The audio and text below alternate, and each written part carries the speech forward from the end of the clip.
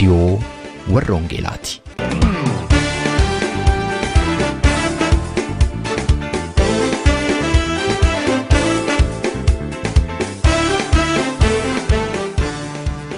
Reediyoon warra Wangeelaa tokkummaa waldooti Oromoo warra Wangeelaa Awurooppaatiin qophaa'e torbanitti si'a tokko guyyaa sanbadduraa dhaggeeffattoota biyyootii gaanfa Afrikaaf naannoo isaatiif akka lakkoofsa sa'aatii Itoophiyaatti galgala sa'aatii 12 hamma sa'aatii 12:00tti dambalii gabaabaa kiiloo heerzii 15,515 yookaanis meetir baandii 19 irratti dhaggeeffattoota kibbaaf giddugaleessa Awurooppaatiif immoo akka lakkoofsa sa'aatii giddugaleessa Awurooppaatti galgala sa'aatii 21 hamma sa'aatii 21:00tti dambalii giddugaleessaa kiiloo heerzii 1,355 irratti kan isin qaqqabu Tamsaasa Wangeelaati.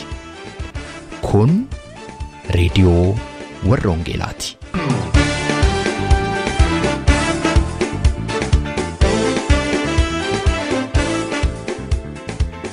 Harka fuunee attam jirtu jaallatamtootaaf kabajamtoota dhaggeeffattoota reediyoo warra Wangeelaa. Reediyoon warra Wangeelaa sagantaa ishee guyyaa har'aa qabattee kunoo dhiyaatteetti. Sagantaa keenya har'aa keessatti ergaa sagalee Waaqayyoo mata-duree Yaadni Waaqayyoof Yaadni Namaa gargar fagoodha jedhuun lubaa Burqaa Iddoosaatiin kutaa tokkoffaasaa qabannee dhiyaanneerra.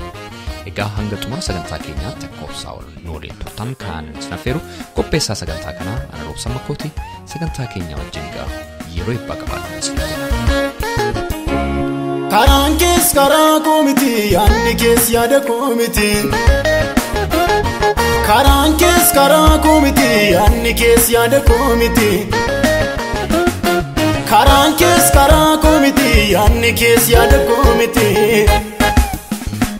Ato adduma Yesuuso, ato adduma Yesuus, ato adduma Yesuuso, ato adduma Yesuus, ato adduma Yesuuso, ato adduma Yesuus, ato adduma Yesuuso, ato adduma Yesuus, ato adduma Yesuuso, ato adduma Yesuus, ato adduma Yesuuso, ato adduma Yesuus. Sagalee Waaqayyoo keessa akka irratti walii wajjiniin warannuuf kan hin fudhadhe macaafaa Isaayyaas raajichaa boqonnaa 55 lakkoofsa 8-9 irra kan jirudha. Waaqayyoo yaadni koo akka yaada keessanii karaan koos akka karaa keessanii miti. Akkuma waaqni lafarraa ol fagaatu akkasuma karaan koo karaa keessanirraa yaadni koos yaada keessanirraa hin fagaata. Ameen. Yaadni Waaqayyoo kan namaatti adda. Kutaan amma dubbis kana keessatti Waaqayyoo karaa Isaayyaas raajichaa utuunni saba isaatti dubbatuuti argina. Kan Waaqayyoo saba isaatiin jedhu immoo yaadni koo yaada akka yaada kan keessanii miti, karaan koo akka karaa keessanii miti, baay'ee garaagar fagaataadha. Garaagarummaan yaada koof yaada keessanii, garaagarummaan karaa koof karaa keessanii immoo akkuma waaqni lafarraa fagaatutti garaagar fagaataadha. Waaqaaf lafti baay'ee gargar fagoodha, wanta walitti fiduu danda'an miti. Tarii namoonni safaranii hamma nagaa waan jannatti hin fakkaatu amma irraatti garaagarummaa waaqa kanaaf lafa kana gidduu jiru. Kanaaf waan walitti dhufuu hin dandeenyedha. Garuu namni Waaqayyoof of laannaan immoo yaada Waaqayyoo kan hubachuu danda'a. Kanaaf macaafa qulqulluu keenya kana keessatti yeroo baay'ee yaadni Waaqayyoo fi yaadni namoota, akeekni Waaqayyoof akeekni namoota, karaan Waaqayyoof karaa namoota faallaa ta'ee gargar ta'eeti macaafa qulqulluu keessatti iddoo baay'eetti argina. Iddoo baay'ee keessaa muraasa isaa yoon dubbadhee fi Waaqayyoo gaafuma tokko jedhee biyya lafaa irratti nama uumu karoorsee nama uume Waaqayyoo jireenyaaf nama uume, akka namni jiraatuufiti Waaqoo nama uume. Jireenyaaf uumeetu wanta gochuun isaan malaa immoo itti agarsiise jiraadhaa. Garuu laansa kana yoo gootan immoo jiraachuu dandeessan du'atu jira jedheetu namatti himeetu nama kaa'e biyya lafaarra. Yaadni Waaqayyoof yaadni namaa gargar waan ta'eef garuu Waaqootuun jireenyaaf nama barbaaduti, namni immoo du'a foote. Macaafa seera uumamaa boqonnaa 2 lakkoofsa 7 yoo laallee fi ija mukicha nyaatanii hamaaf gaarii ittiin garaagar baasan kanarraa hin nyaatina, dhugumaan isiniin jedhaa gaafa sarraa nyaatan hin duutu jedheen. Addaamiif Hewaan garuu yaada Waaqayyoo dhisanii yaada mataa isaanii duukaa bu'anii isa dhowwaman kanarraatti nyaataniitu du'a inni Waaqoo jedhe isaanitti dhufe. Macaafa Seeraa boqonnaa 3 lakkoofsa 19 yoo laallee fi biyyoo dhagaachitti deebitaa jedheetu Waaqoo namarratti murteesse. Yaadni namaa fi yaadni Waaqayyoo garaagara akka ta'eeti kanarraa argina. Akkuma kanarra yoo teenye laallee fi kaayyoon Waaqayyoo inni guddaan yaadni Waaqayyoo inni guddaan anaaf isinirraa qabu waa'ee jireenya bara baraati. Biyya lafaa kanarratti isaa wajjin hin jiraanne jireenya bara baraa immoo kadhaan Waaqayyoo barbaada. Kaayyoon namaaf karoorri namaa inni guddaan garuu waa'ee jireenya biyya lafaati. Waaqayyoo isa waaqarraaf nama barbaada. Namni immoo kaayyoon isaa inni guddaan ni dhumaa waa'ee biyya lafaa irra jiraachuuti. Gaaf tokko iddoo mooraa jiraannutti obboleettii tokkoof diddaan dhufe. Gaafa diddaan dhufuufiti baay'ee boosse. Gaafa isheen baay'ee boossu hin jajjabeessine lakkii akkasumatti hin jajjabeessine. Kana booddee isheen iyyuu isa boossanatti ofitti deebiteetu ammaaliif akkas boo'esaa waa'ee mootummaa Waaqayyoo kan guyyaa tokko illee boo'ee hin beeku akka kanaatti. Sa waaqarraaf guyyaa tokko kana boo'ee hin beeku garuu inni kun tamna boo'isee ta'etu isheen ofitti yaaddee dubbate. Kan hin jechuu barbaadu inni guddaan Waaqayyoo barbaadu sa waaqarraati kan baay'ee dhiphisu immoo isa biyya lafaa kanaati. Takka yuu maal godha isa biyya lafaa kana isa badaa akeeka Waaqayyoo hin taane isa badaa nama dhibne kanatu isa Waaqayyoo barbaadu keessaa immoo nama baasa. Isatu iyyuu iddoo nama gadhiiseetu isa Waaqayyoo nama barbaade keessaa nama baase tokko. Waa'ee jireenya isa waaqarraa isa barabaraa fi waa'ee inni biyya lafaa kanaa nu jiraannu waa walitti madaalamu illee immoo miti. Tarii dhuga ba'umsa namoota du'anii Waaqayyo immoo hojiidhaaf du'aa kaasuu yoo dhaggeeffatanitti ta'ee fi waa wal fakkaatu dubbatu jarroo namooti du'anii du'aa kaan. Boleettiin tokko gara naannoo Naqamteen itti fakkaatti Sihelsiin darbaa ture gara waldaa keenyaatti dhuftee dhugaa ba'aa turte. Duuteetu shaashee dhamte tarii namoota dhageessan jiraachuu dandeessu. Duuteetu du'aa kaate. Gaafa waldaa keetti dhugaa baatu kanatti gaafa Waaqoo du'a sanaan kaasee gara biyya lafaa kanaatti na fidu yaa Waaqayyo maaliif gara iddoo mana fincaanii kanaatti na fiddeen jedheetti. Tarii mana fincaanii zarii biyya naamuu tarii isa biyya keenyaaf beetudha yaada. Maaliif gara kanaa sana fiddee jedheetanii dubbadheetti. Egaa maalan jechuu barbaade yaadni Waaqayyoof yaa namaa kana gara fagaata namni immoo isa dhibaasa guddaa yaada Waaqayyoo caalaa isa biyya lafaa kanatti yeroo inni kurkuru waa'een biyya lafaa kana baay'ee yeroo isa dhiphisuutti argina. Kana duwwaa miti macaafa qulqulluu keessaa iddoo baay'eetti yaadni Waaqayyoof yaada namaa gargar fagaachuusaa arguu dandeenya. Jireenya namaa keetti yeroo itti Waaqoo nama dhiisu tokko illee hin jiru. Namni garuu gaafii rakkinni isatti dhufeetu dhiphinni isatti dhufeetu gidiraan isatti dhufeetu Waaqayyo na dhiiseeraa jedheetu murteessa. Waaqayyo garuu libsuu jaafillee nama dhiise nami jiraachuu hin danda'u. Waaqayyo na dhiiseera yeroo jedhan jira. Waaqoo garuu takka nama dhiisu. Macaafa abboota firdii keessatti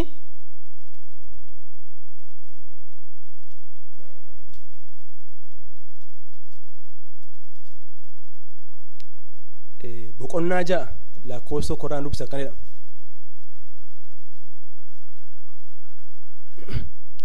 Sabni Israa'el ammoo Waaqa duratti waan hamaan hojjetanii kanaafis Waaqayyo dabarsee waggaa 7 harka warra Miidiyaanitti isaan kenneedha. Saba Waaqayyo warra Waaqoo isaan gargaaru warra Waaqoo isaaniif loluutu warra Waaqoo isaanii jinjiruutu Waaqayyoo buludanii Waaqayyoon dhaga'uu dinnaanii dabarsee warra Waaqoon iyyuu hin beekne warra ormaatti dabarsee Waaqoo isaan kenneedha. Kanaaf harka warra ormaatti kennamanii baay'ee gidirfamanii gaafa dhiphatanii kutaama kanatti uffitanii yoo dubbiftanii fi maaloo yaa Waaqayyo ammoo nutti ulfaate kana keessaa nu baasi harka jarreen kana nurraa kaasaniitu gara Waaqayyootti iyyatan. Lakkoofsa 6 uffitanii yoo laaltaniif hin bo'an gara Waaqayyootti yaa Waaqoo nu gargaari jedhanii Waaqayyo rakkina isaanii kana keessaa isaan baasuu barbaade gaafa isaan fuula Waaqootti bu'an. Kanaaf isaan kaasuu barbaadeetu Waaqayyo Geediyoon nama jedhamutti mul'ateetu nama kana utuunni waamuutti argina. Yaadni Waaqayyoof yaa namaa gargar waan ta'eef Geediyoon jechuun nama ofiisaaf iyyuu sodaatee ofiisaaf iyyuu baqatee qamadii dhaatuudha jedha nama ofiisaaf iyyuu sodaa qabuudha jedha. Ergamaan Waaqayyoo immoo gara isaa dhaqee yaa loltuu jagna nana jedheetti dubbateedha. Nama ofiisaaf iyyuu sodaa keeru Waaqayyo immoo jagnaatti jedha. Yaadi Waaqayyoo yaa namaa gargari. Kana booddee yaa loltuu jagna nana erga ittiin jedhee booddee lakkoofsa 12 kanadha. Ergamaan Waaqayyoo sun Geediyoonitti mul'ate yaa loltuu jagna nana Waaqayyo si wajjin jira jedheen. Geediyoon immoo deebiseefi yaa gooftaa ko Waaqayyoon wajjin utuu jiraate maaliif wanti hundinuu nutti dhufare hojiin isaan dinqisiisaan inni abbootni keenya Waaqayyootiin biyya Gibxii nu baasanii nutti maa turan meerere amma garuu Waaqayyoon nu gatee harka warra miidiyaatti dabarsee nuu kenne jedheenidha. Waaqayyo si jinjiraatiin jedhe ergamaan Waaqayyoo dhaqee. Inni immoo meerree Waaqayyo eessaa nuu jinjira tu Waaqayyo nuu jinjiraate rakkini kun hundi nuu irratti hin dhufara hundumaa hin taanu Waaqayyo nuu jin hin jiru jedhan immoo. Yaadni namaaf yaadni Waaqayyo kana gargar fagaata. Waaqayyo yeroo kamiyyuu saba isaatti addan bahu garuu gaafa sabni isaa karaara jallatu karaa deebisuudhaaf rakkina tokko tokkotti fida gaafa kana rakkina isarra ga'e ilaaleetu namni Waaqayyo dhiiseera Waaqona dagateera jedheetu dubbata. Waaqayyo garuu yeroo inni itti nama dhiisu tokko illee hin jiru. Utuu Waaqoo isaanii jinjiru ta'e maa jiraachuu iyyuu hin danda'an Waaqootu isaanii jinjiraawutii jiraatan malee. Kanaaf yeroo tokko tokko jireenya nurra ga'e ilaalle rakkina nurra ga'e ilaalleetu Waaqayyootu na dhiisee na lakkisaa Waaqayyo yeroo kamiyyuu nama dhiisu. Kanaaf Waaqoo nama dhiisee jechuun jiraachuu hin danda'an. Kanaaf yeroo hundumaa Waaqoo nu jinjira. Yoo rakkinatu dhufe gadi bu'uu dhufe yoo ta'e Waaqochi keet nu bisheessuudhaaf isa kennu gashe malee nu dhiisuudhaaf miti. Kanaaf Waaqoo na dhiisanii jiru yaa namaati Waaqayyo immoo yeroo hundumaa nama wajjin jira. Kutaama kanatti fufnee yoo laalle Geediyooniin Waaqoo erga kaasee booddee egaa dhaqiitii warra miidiyaan kana loliittiin jedheen. Gaafa dhaqii lolittiin jedhu Geediyooniin loltuu guurrateetu ka'e. Macaafuma abboota firdii kana boqonnaa 7 lakkoofsa 2 dubbisa akkanidha. Waaqayyo yommus Geediyooniin namoonni si jinjiran waan baay'ataniif warra miidiyaan harkatti dabarsee hin kennu. Yoo hin kenne immoo Israa'eloonni humna keenyaan of oolchi jedhanii ana irratti of hin jeeju jedhe. Lolatti ba'anii lolanii mo'achuudhaaf wanti garaagaraa baay'een barbaachisaa yoo ta'e illee loltuun barbaachisaadhuma. Meeshaa baay'ee yoo jiraate namni isaan loluun jiru taanaan gatii hin qabu. Waaqayyo immoo gaafa Geediyoon loltuu hedduu fudhatee ka'u namatu baay'ate waan ta'eef hin mootanii jedhe. Yaada Waaqayyo ilaala. Mo'icha argachuu hin dandeessanii. Sababiin isaa loltuutu heddummate loltuutu baay'ate waan ta'eef mo'uu hin dandeessanii. Namni baay'ina kana ilaaleetu ittiin dhaadata kanaan humna manaan qaba nammoo jedha. Waaqayyo immoo isatu baay'ate waan ta'eef ittiin mo'uun hin danda'amu. Sababiin isaa immoo boriitiin irratti kaatanii ittiin narratti dubbachuu jalqabdu humna keenyaa mo'atanii bor waan kan biraa jalqabdu waan ta'eef mo'uu hin dandeessanidha. Kanaaf loltuun irrachuu turreera. 32 loltanii mo'uu hin dandeessanidha. Kanaaf Waaqayyo tooftaa garaagaraa kenneefitu namoonni kun akka isaan irratan godhe. Nama 300 galche. 22 akkumatti warra sodaatuun galuu dandeessu naan galanii 10 immoo afanii isaaniin immoo bishaanitti gannaa buusidheetu dhaqechitti bishaaniin dhuguu irratti filate namni leenji dirreetti bobbaasetu filata Waaqayyo immoo akkaataa bishaan dhuganiitti nama garaagara baasa. Kanaaf dhaqee akkaataa itti bishaan dhuganiin gaafa garaagara baasu nama 300 duwwaatu hafe. Nama 300 kana immoo kan yaada namaatti yoo ta'e ilaalle egaa mi'a jajjabaatu isaanitti immoo kennee Waaqayyoottiin isaan lolaa inneetu yaadna. Waaqayyo immoo lakkoofsa 12 kan jiru dubbisa. Lakkoofsa 12 tun ta'in lakkoofsa 16 dubbisa. Jarreen 300 sana iddoo sadiitti hiree fiingeedhaaf furoo duwwaa guca of keessaa qabu tokko tokko hunduma isaaniitti hin kenneedha. Namoota 300 kana immoo gargaree meeshaa lolaan barbaachisu meeshaa gurguddaa fudhatanii ittiin deemutu barbaachisa. As keessatti immoo Waaqayyo fiingeedhee huuroodhee guca qabsiifadhaa jedhe. Kun ammoo waan ittiin naqanii lolanii mo'atan miti. Kanaan lolanii mo'uu hin danda'amu akka yaada namaatti. Waaqayyo immoo isaan fudhadhaa jedhe fiingee faatu jedhe tajaajila faarfannaa sabboloota kee faarfatan kadhatu ta'e ni gargaara ta'a. Garuu naqanii lola loluudhaaf meeshaan akkasii nama gargaaru huuroon waan nama gargaaru qabu. Waaqayyo immoo yaadni isaa yaada namaarraa adda waan ta'eef isoo kana fudhatanii ba'aniitu fiingee afuufanii huuroo isaanii caccabsaniitu warri miidiyaan immoo walii isaanii deebi'anii wal lolanii Waaqayyo Israa'eliif moo'icha kenne. Kanaaf akkatti Waaqayyo hojjetuuf akkatti namni yaadu akkatti Waaqayyo nama baasuufi karaa namni nan baay'ee yaadu garaagara kan faallaa ta'eeti argina. Utuu anaaf isin waan akkasii har'a nutti dubbatanii lakkii kanoo namichi warra raajisu waan nutti dubbatan lafa keessa sokkina malee kana fudhannee waan Waaqayyo jedhe kana raawwanne natti hin fakkaatu. Egaa yaadni Waaqayyo kan namaarraa adda waan ta'eef wanta hin fakkaanne isaanitti dubbateetu karaa isa hin fakkaanne kana ammoo sabni isaa akka isaan moo'icha argatan utuu Waaqayyo godhuuti argina. Itti uftanii kutaanirra lakkoofsa 22 ilaaltaniif baqataniitu sokkan warri miidiyaanidha. Walii isaanitti deebi'anii wal lolaniitu achi immoo baqatanii sokkan Israa'el kanumaan moo'icha argatee yaadni waaqayyoof yaadni namaa gargar waan ta'eef karaa namni yaadin waaqayyoon utuunni moo'icha namaaf kennuuti argina. Namni yaada isaa keetti ol ta'uu barbaada, guddaa ta'uu barbaada, beekamuu barbaada. Akka yaada waaqayyoon namni kan inni ittiin ol ta'uu barbaadu, kan inni ittiin ol ta'uu danda'u yeroo jireenya isaa gargar of deebisuudha. Phaawulos warra Filiphisiyoosiif yommuu caafu akkanadha. Filiphisiyoos boqonnaa 2 lakkoofsa 5 irraan dubbisa. Yaada garaa isa Kiristoos Yesuus qabature qabaadhaa. Inni bifa waaqummaa isaatuma jiru ulfina waaqayyummaa isa sabbaa isa wajjin isa qixxeessu wanta qabatanii itti hafan ittiin lakkoofne. Inni ulfina sana gadi dhiisee akka waan tokkotti hin gallee of godhe. Bifa garbummaa fudhatee fakkaatinumaatiin dhalate. Waan hundumaanis nama ta'een argame. Inni gad of deebisee hamma du'aatti hamma fannifamee du'uttis abboomaa ta'e. Kanaafis Waaqi waan hundumaa caalchee guddaa ol isa qabe. Maqaa kamirrayyuu caalu kenneeraafidha. Namni jireenya isaa keetti mul'achuutiin ol of qabuutiin guddaa ta'a ol taa'eetu yaada. Akka yaades kan waaqayyootti immoo gad of deebisaniitu waaqayyootiin ol qabamu. Yaada isa Kiristoos Yesuus qaba ture qabaadhaa. Inni waaqummaatu jiru isa dhiiseetu gad of deebise akka waan tokkotti hin galleete.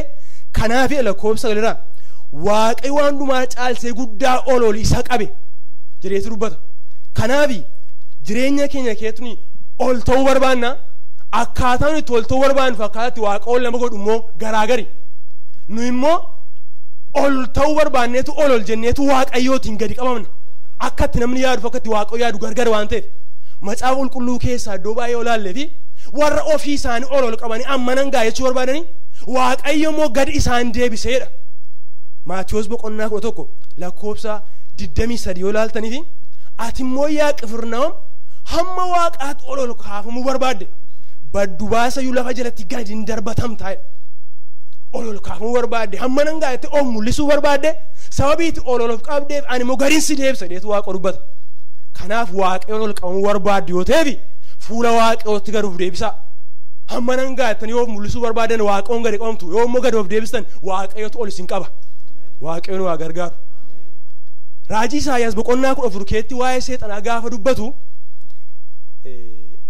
ati yaasakka bakkalcha bariiftu jedha. Raajii Isaayyaas boqonnaa 14 keetti attamitti lafa jalatti gad darbatamte ati jedha. Situ yaada kee keetti waaqayyootiin of qixxeessuu barbaadde duumessota gaarraa teessoo godhachuu barbaadde ol ka'uu barbaadde kanaaf inni immoo gadi si buuse jedheetu dubbata. Fuula waaqayyootti gaafa seexan ol qabe hamma nan gaafa jedhe gaafa inni mul'achuu barbaade waaqayyoo isatti waameef tajaajilurra ofiisaa gaafa ol qabe waaqayyootiin gadi qabameetu ergamoota kee gad darbatame. Kanaaf jireenya kee keessatti akkatti waaqayyoon nama qabu barbaaduu fi wanta nu yaannu gargari. Kanaaf ol qabamuu yoo barbaanneef fuula waaqayyootti gad of deebisuu barbaachisa. Kanaaf hallisaa jireenya keenya keessatti nagaatiin jiraachuu barbaanna. Utuma nagaatiin jiraachuu barbaannuuti gaafii rakkinni hin ka'a, walitti bu'iinsi hin ka'a, gooliin hin ka'a. Nagaa kana deeffachuuf nu immoo karaa nu itti yaannuuf karaa itti waaqayyo yaadu immoo baay'ee olirraa faallaadha. Amma namni gaafa gooliin ka'u isa dubbii kaasetii rukutee gad deebiseetu nan qabbaneessaadha. Akka ittiin immoo hin danda'amu. Sagaleen waaqayyoo maal jedha macaafa ergaa gara warra Roomee boqonnaa 12 lakkoofsa 21 irraati akkanadha. Roomee 12:21 waan gaariidhaan isa hamaa mo'aa malee hamaan isin hin mo'inedha. Waan gaariitiin isa hamaa mo'aa malee hamaan isin hin mo'atinedha. Nuyi nagaa argachuudhaaf isa jallinaan nutti dhufe jallinaan itti deebisneetu waan arragaagan yookiin immoo waan tasgabbii uumnu nutti fakkaata. Garuu sagaleen waaqoo kan jedhu hamaatiin isa sitti dhufu ati immoo gaarummaatiin mo'attaadha. Isa nagaa booressu ati immoo nagaa mata agarsiisteetu ittiin mo'achuu dandeessaadha. Macaafa qulqulluu keetti waa'ee seenaa Saa'oliif seenaa Daawit hundumti keessan beektu. Waaqayyootu Saa'oliin tuffatee Daawit akka inni mo'atuuf dibe. Gaafa kanaa jalqabee Saa'ol akka inni Daawitiin ari'achaa ture hundumti qabeen. Kan nama dhibu yeroo garaagaraa Waaqayyoo Saa'oliin harka Daawit kee buuseera. Keessumaa guyyaa tokko holqa tokkee Daawit dhokatee jiruuti jedha. Saa'ol immoo iddoo Daawit jiru sana holqa sanatti gara bakkee goreedha.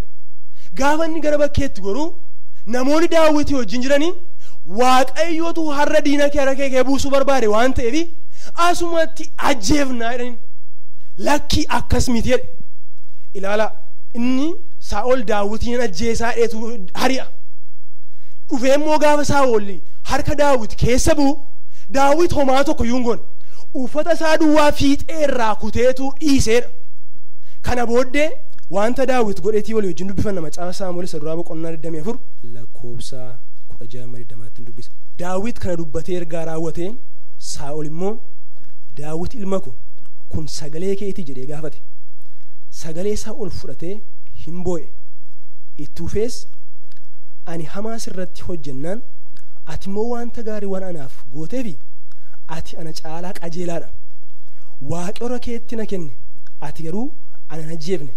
Kana gochuu keetiin wanta gaarii akka anaaf goote hara anatti mul'ifteetta. Namni diinni isaa argatee nagaadhaan gadhiisaare wanta ati har'a anaaf goote anaaf Waaqayyo gaarii kanaaf Waaqayyo gaarii siif haa deebisu. Amma kunoo ati dhugumaan moof akka jirtu mootummaan Israa'elis si harkatti jabaatee dhaabachuuf akka jiru nan beekaa. Amma Saa'olii Daawitiin ari'eetu gaafa Saa'ol immoo harka Daawit kee immoo Daawit dhiiseetu uffata isaa kutee dhiiseetu erga Saa'ol gamatti sookee booddee ilaa uffatni kee kunuun harka jira Waaqayyo erga keessi buusee ture an garuu hamaa sirratti hin goone jedhetu dubbata. Kana booddee Daawit ilma kun amma sagalee keetii jedhe. Kana booddee sagalee Saa'ol fudhateetu boo'eedha. Amma tu Daawit Waaqayyootu natti dubbatee mootiin taati immoo mootummaa irraa kuftee Waaqayyoos tuffatee waan barbaade godhe Saa'oliin boo'isuu danda'a yaaddu? Hin danda'u. Saa'oliin boo'isuu danda'u. Utufuucha argate immoo Saa'ol isa ajjeesa malee isaaf hin boo'u. Garuu wanti Daawit godhe kuni Saa'oliin hin boosise. Gaarummaa inni agarsiise akka inni boo'ullee isa godhe. Itti fuftanii yoo ilaaltaniif immoo dhugaa beef dhugumaa siin Waaqayyo akkati mootii ta'u barbaadeera jedhe. Simatu sirriitti sabaan geggeessitu mootaa sirriidha kun jedhe dhugaa beef. Daawit gara kanaatti kan inni adeeme egaa maalini isa jallinaan isatti adeemutti gaarummaa agarseetu ittiin moote. Kanaaf obboloota har'a waldaa kiristaanaa keetu namni wal dhaba. Maatii keetu obboloonni wal dhabu. Keessumaa biyya kee jiraanu kana keetti abbaan manaa fi haati manaayyuu wal dhabu. Egaa kana gidduutti karaa ittiin nagaan argamu gaafa isheen dubbii tokko dubbatu inni dubbii lama dubbate yookiin immoo gaafa dubbii tokko dubbatu isheen dubbii lama dubbatte faallaa walitti haasaanitu nagaan argamu miti. Gaafachi dubbiin jalinaa dhufu inni immoo dubbii nagaatti dubbachuutiin mana keenya keessatti waldaa kiristaanaa keenya keessatti nagaan argamuu danda'a. Akka ilaalcha namaatti ijaa baafatanii yoon tokko nama rukute immoo jabeessanii lama rukutaniitu ofirraa deebisaniiti waan moo'icha argatan fakkaata. Ijoollee Waaqayyoof garuu karaa ittiin nagaa argatan isa nama miidheef miidhamanii yookiin immoo gaafa jalinaa namatti dhufu waan gaarii agarsiisaniiti mo'achuu danda'ama.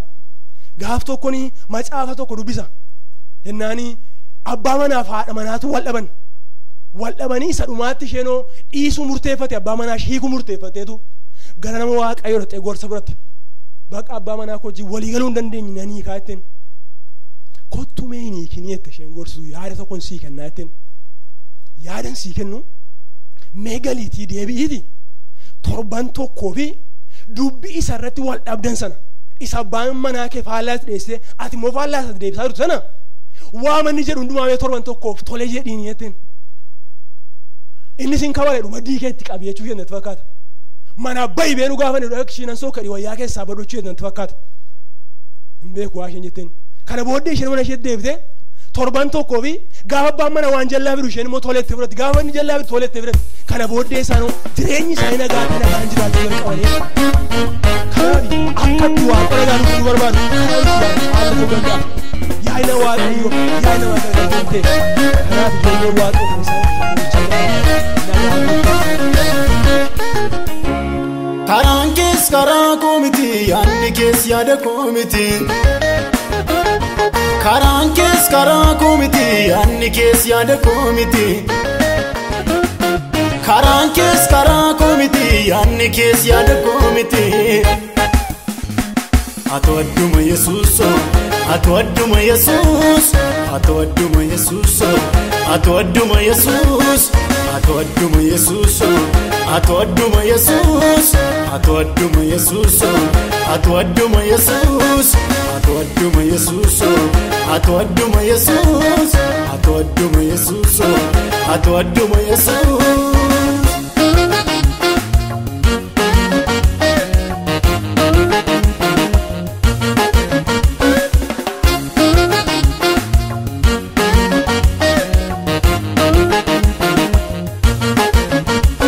Kalla'ee butees fageesseen annaabee kitaaf gitaa kee tokko abbaa koo hangafa abboota dafee waataa guyyaa rakkoo karaa kee ka'ee seenaan koo asirraa dhaladheen arge maqaa sichichaan kufu muktar bugasii dhiisee sannakaa kalla'ee butees fageesseen annaabee kitaaf gitaa kee tokko abbaa koo hangafa abboota dafee waataa guyyaa rakkoo karaa kee ka'ee seenaan koo asirraa dhaladheen arge maqaa sichichaan kufu muktar bugasii dhiisee sannakaa atoadduma Yesuuso, atoadduma Yesuus, atoadduma Yesuuso, atoadduma Yesuus, atoadduma Yesuuso, atoadduma Yesuus, atoadduma Yesuuso, atoadduma Yesuus, atoadduma Yesuuso, atoadduma Yesuus, atoadduma Yesuuso, atoadduma Yesuus.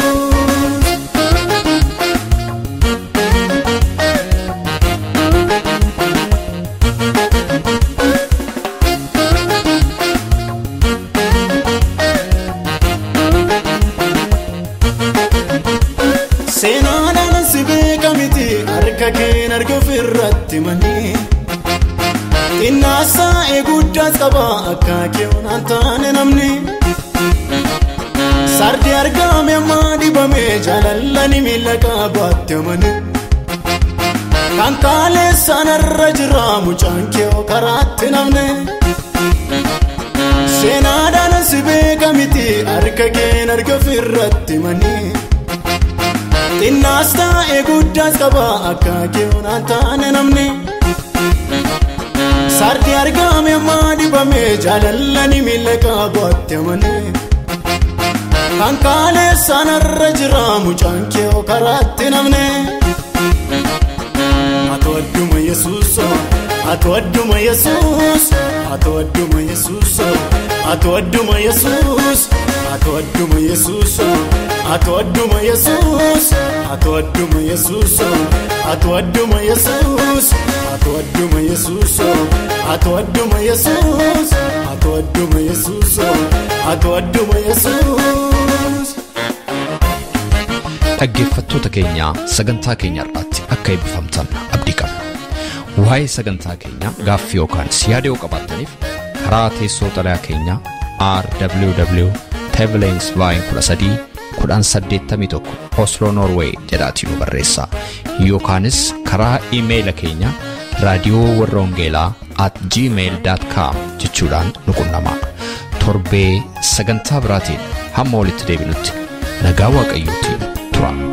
Anuuraa kennaa addaati kan keenya ati si achi Yesuus Innamnu kan barbaachisa ijaaf waan gaggaabaa dhibus Karaa kee jireenya argine dheebuu laafuuna darbine kunoo Kakuu kee fuullisaa ifaa gurmuuftuutti ta'u kunoo Anuuraa kennaa addaati kan keenya ati si achi Yesuus Innamnu kan barbaachisa ijaaf waan gaggaabaa dhibus Karaa kee jireenya argine dheebuu laafuuna darbine kunoo Kakuu kee fuullisaa ifaa gurmuuftuutti ta'u kunoo